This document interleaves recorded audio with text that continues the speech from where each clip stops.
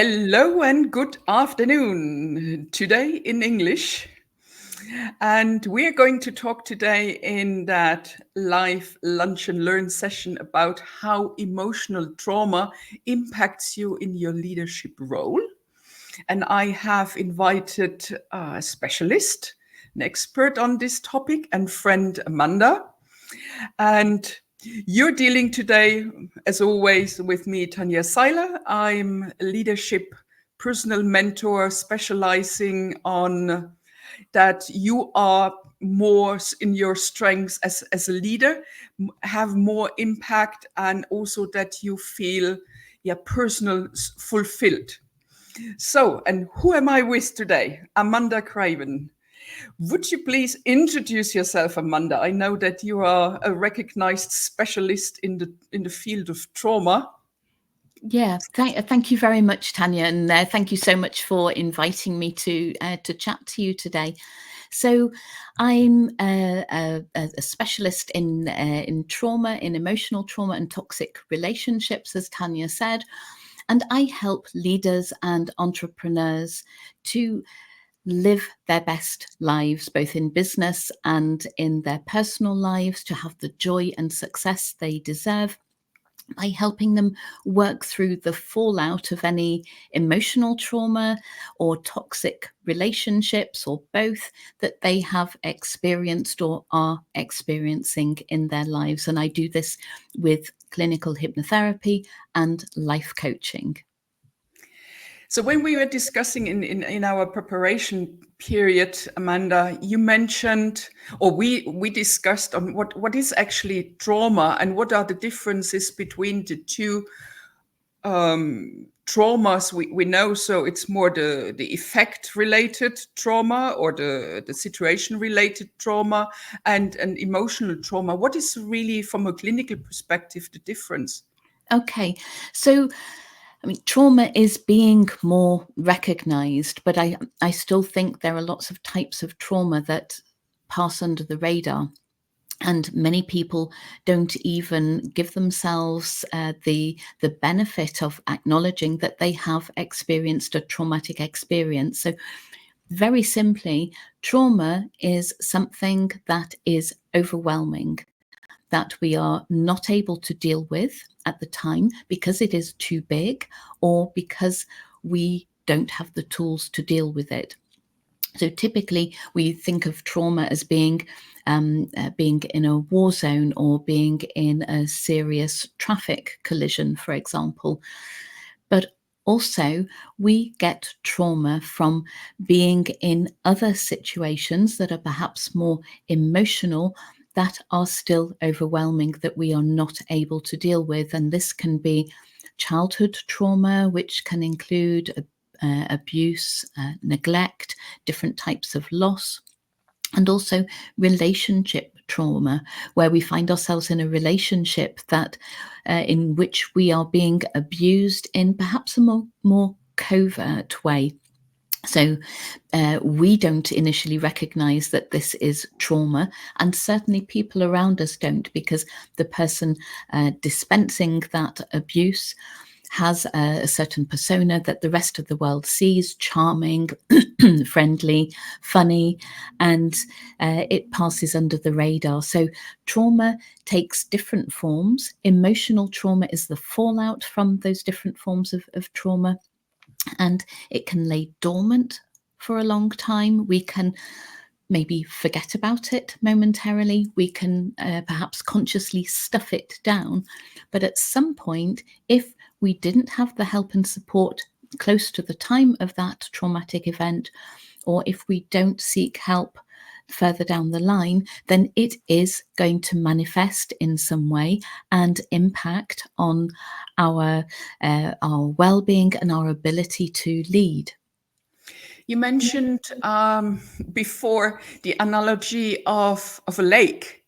So I Mm. found that quite intriguing, because also from us as a normal being, we do tend to, as you mentioned, we tend to forget what happened in the past, or we were so young and small that we actively and consciously can't remember what happened. But with that analogy of the lake you mentioned, I found it quite easily to understand what's happening, especially to me as a leader then probably. So could you go back again onto that Yes, example? of course, yes, and I do think it's a nice visual example. So, yeah, we were talking about trauma, overwhelming experiences, and adversity being like the toxic waste that we may find at the bottom of a lake or at the on the riverbed. And for many years, even decades, this can just lie there and everything around it carries on as normal. But at some point, there may be a disturbance or a trigger that then causes that toxic waste to move around and start to move to the surface until we actually see the toxic bubbles that pop on the surface. And using that analogy to describe how a person may have experienced some form of trauma that they have either consciously or unconsciously kept down at the bottom of their subconscious mind, then something or someone may trigger that memory, those experiences to resurface, and we may find ourselves behaving in a way that or avoiding situations that we used to be able to manage perfectly. And that is a sign of unresolved, unhealed trauma. I mean, when we were discussing of setting up that call, I mean, me as a leadership coach, I work with leaders, and I was over 20 years myself leader in the industry, and I always felt as a leader, it's kind of not just self-managing myself, but obviously as a role of a leader, I'm managing a team.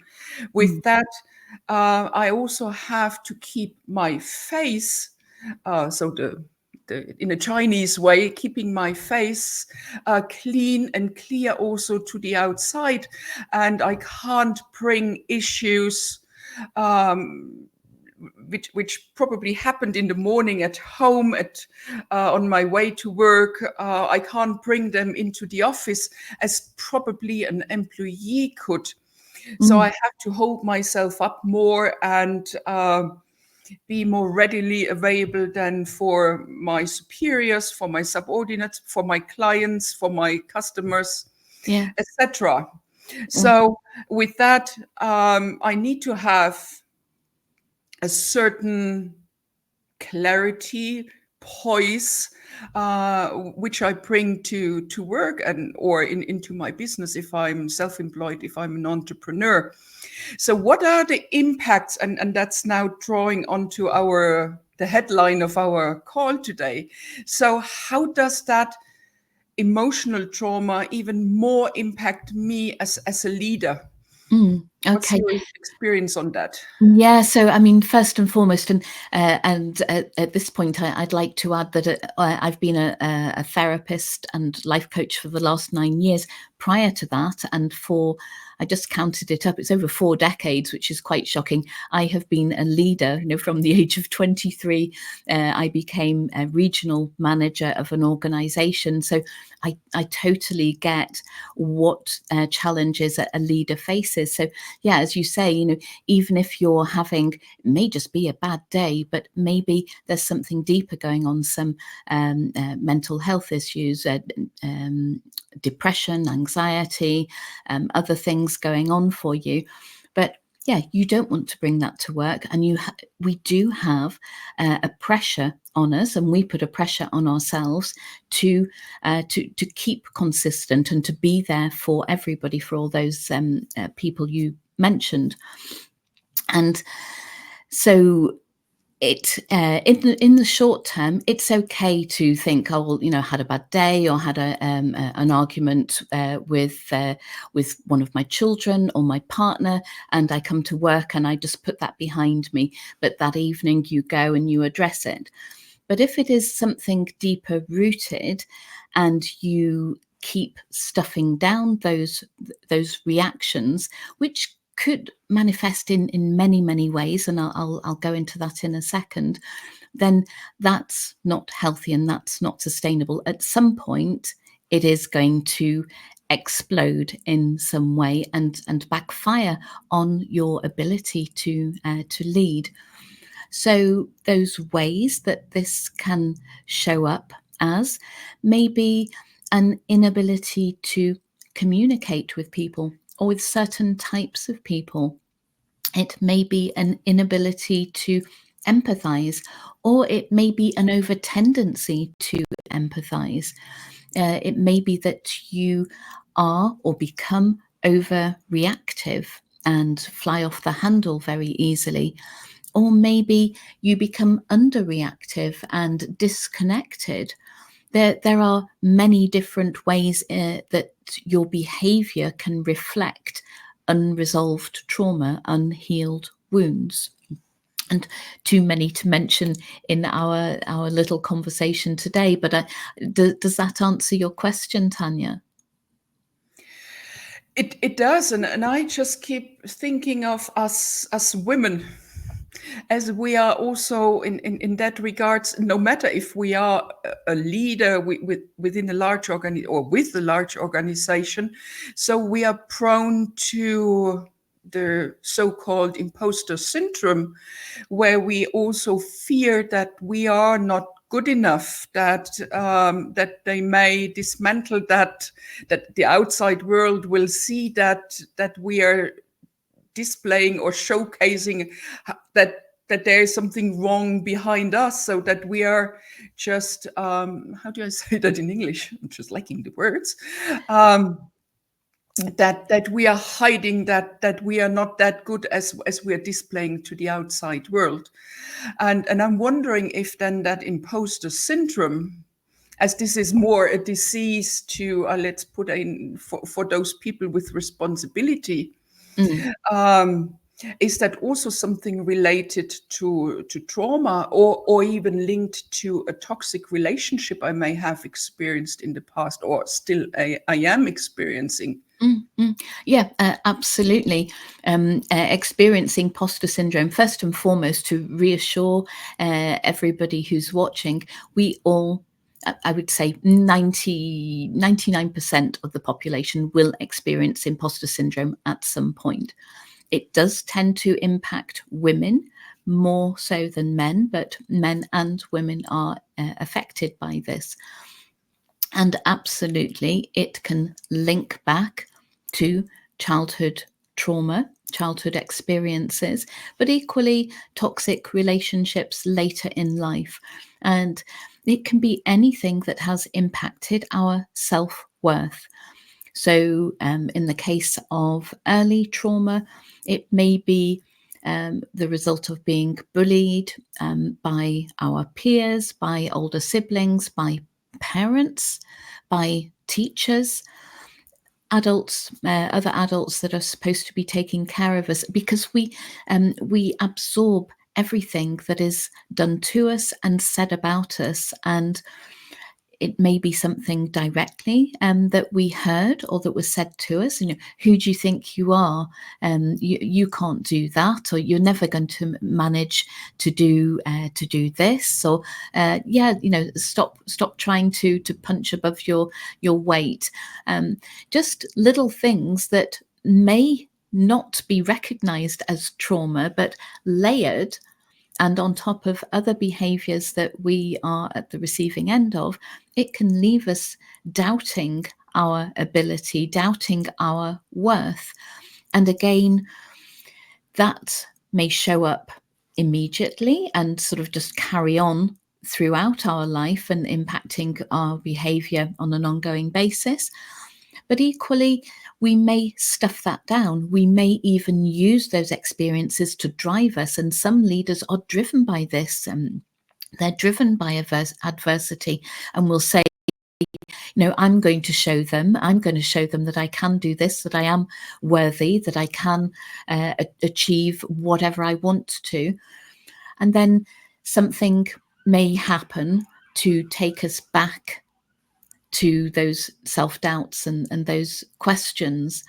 So absolutely, it's linked to what has been done to us, what has been said to us in the past, and depending on the severity and the depth of those experiences, it may be something that we can work through quite quickly and rebuild that self-esteem, and just know that it's okay to be a contributor. We don't have to be a guru who knows everything about everything.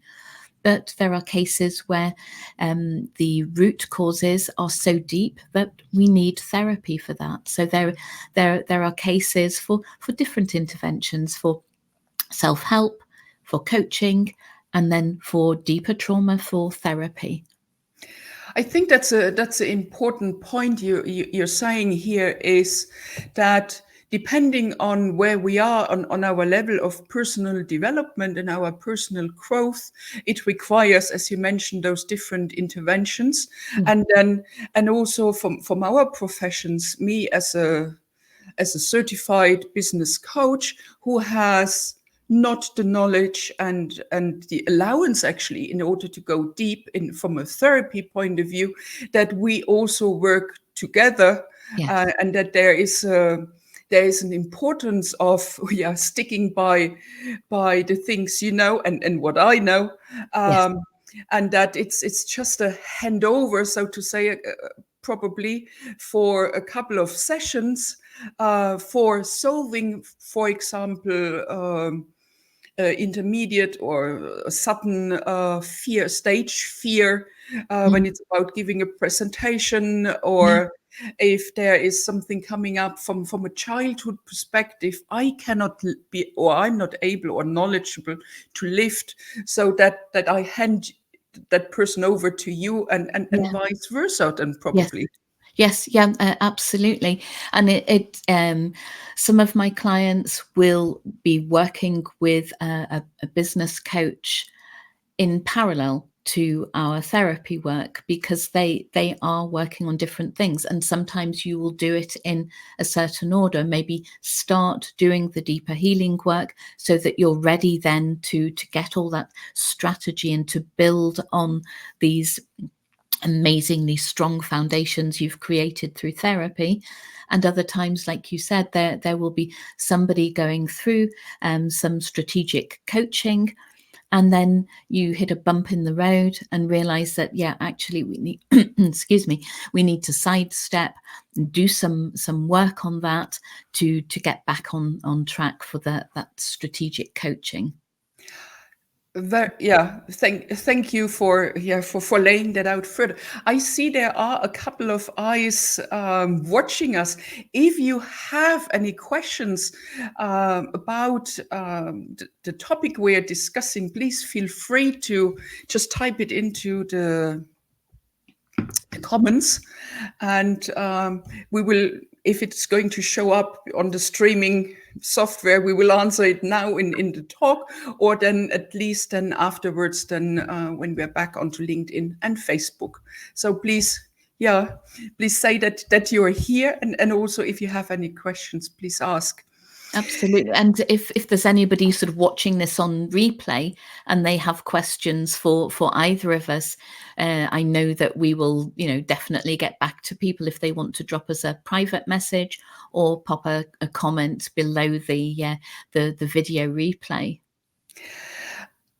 So when we are looking into what today's leaders are most impacted from, so it's stress from one side because of the pressure they experience in their day-to-day workload, and also in the relationship with others.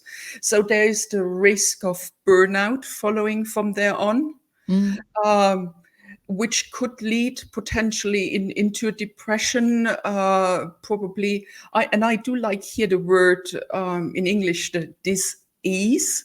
Unfortunately, that wordplay doesn't work in German. Right. So, and then even could lead to anxieties and just feeling extremely unwell in our own body.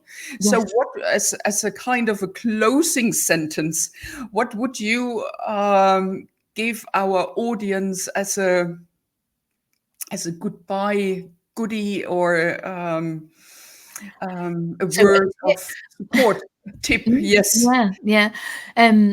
So I think first and foremost, we can't have that awareness and self-awareness if we don't carve ourselves out a bit of me time.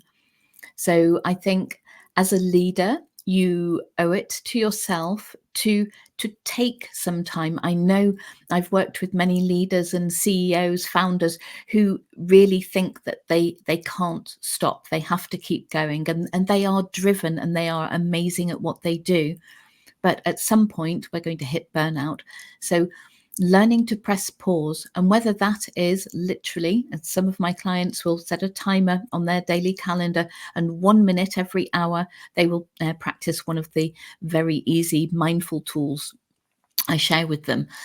So it can literally be 1 minute every hour, but also just give yourself some time and space to go for a walk in nature, to sit down with a cup of tea or cup of coffee with nobody talking to you, no radio on, not watching or listening to anything, just some time and space. And if there are things that you know are tripping you up, that are getting in the way of your joy and your ability to lead, then give yourself a bit of time to think about that and explore ways of either reaching out to a professional or ways of helping yourself. I think awareness, giving yourself that time and space to be more self-aware, is your duty of care to you. You have a lot of responsibilities to your staff, to your collaborators, to your stakeholders, however they may, whoever they may be. But you can't be who you need to be for all these people and show up if you don't take care of you. So self-awareness and self-care are the first steps. And then see what you need to do, whether it's a support network, whether it's a coach, whether it's a therapist, because you deserve to be at the top of your game, first and foremost for you, and secondly for everybody else.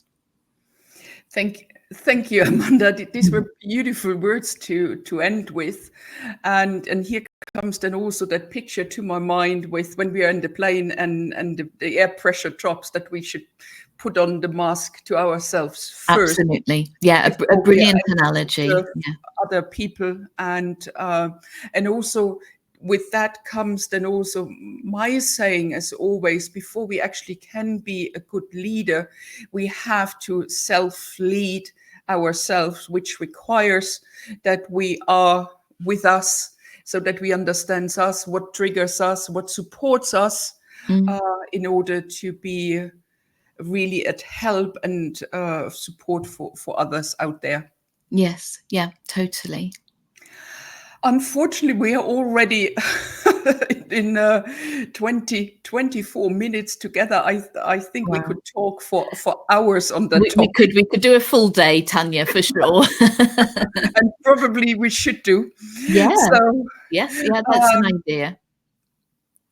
dear audience, dear participants in the call, viewers, if you have any questions, please reach out to either Amanda or me, and or type your questions in the comments field.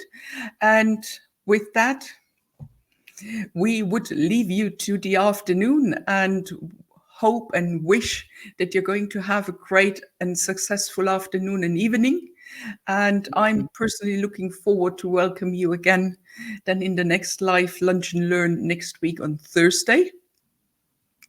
And you'll find Amanda under her channels and ways of reach out if you want to learn and understand more what Amanda is doing. Yeah, maybe if I can just give my website for Of course. anybody. So it's notjustcoaching.com. Notjustcoaching.com, but also, you'll be watching on LinkedIn or Facebook, or other channels. So yeah, happy to connect on any platform. So with that, we say goodbye and see you Bye. next time. Bye. Bye. Thank you, Tanya.